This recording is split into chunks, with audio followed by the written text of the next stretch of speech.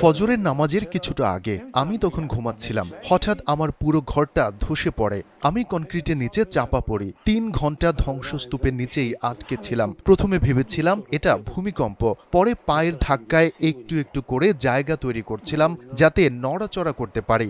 এরপর সেখানেই ফজরের নামাজ আদায় করি। আল্লাহর কাছে সাহায্য চাই, কারণ তিনি ছাড়া কেউ আমাকে সাহায্য করতে পারবে না। হঠাৎ গাড়ির শব্দ শুনলাম। বুঝতে পারলাম এটা ভূমিকম্প ছিল না, কারণ তেহরানে ভূমিকম্প হলে মানুষ রাস্তায় গাড়ি নিয়ে বের হয় না। তখনই বুঝতে পারি ইসরায়েল আমাদের উপর হামলা চালিয়েছে। আল্লাহর নামে শপথ করে বলছি, একটুও ভয় পাইনি, একটুও না। কারণ জীবনে এরকম ৩ বার মৃত্যুর মুখোমুখি হয়েছে। একবার ইসলামী বিপ্লবের আগে, একবার ইরাক ইরান যুদ্ধে, আর এবার। প্রতিবার আল্লাহ আমার জীবন বাঁচিয়ে দিয়েছেন।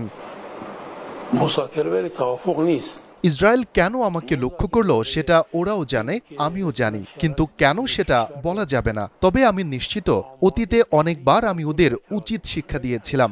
আমার প্রিয় ভাইরা শহীদ হয়েছেন। তারা শুধু সহযোদ্ধা ছিলেন না, ছিলেন বন্ধু, ছিলেন পরামর্শদাতা। আমরা একসঙ্গে কৌশল ঠিক করতাম, বৈঠক করতাম।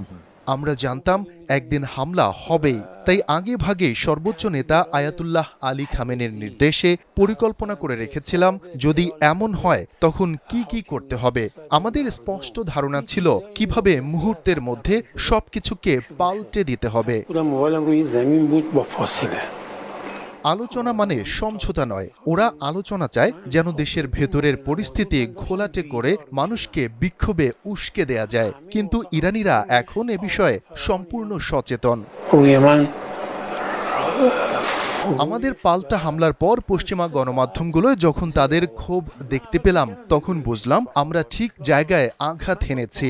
বিশ্লেষকদের কথাবার্তা শুনে বোঝা যাচ্ছিল তারা কতটা ব্যথা পেয়েছেন। তারা ইরানের জ্ঞান আর নেতৃত্বকে টার্গেট করেছিল, কিন্তু ১২ ঘন্টার মধ্যেই তাদের জায়গা অন্যরা নিয়ে নেয় এবং আমাদের পাল্টা অভিযান শুরু হয়, যার নাম ছিল অপারেশন ট্রু প্রমিস ৩। ইরানের এই পাল্টা প্রতিক্রিয়া অন্ধ আবেগ ছিল না, ছিল নিখুঁত ও পরিকল্পিত।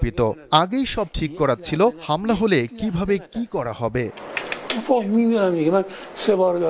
আমি ভয় পাইনি, কারণ আমি জানি আমাদের লক্ষ্য সঠিক। আমরা জানি কিভাবে জবাব দিতে হয়।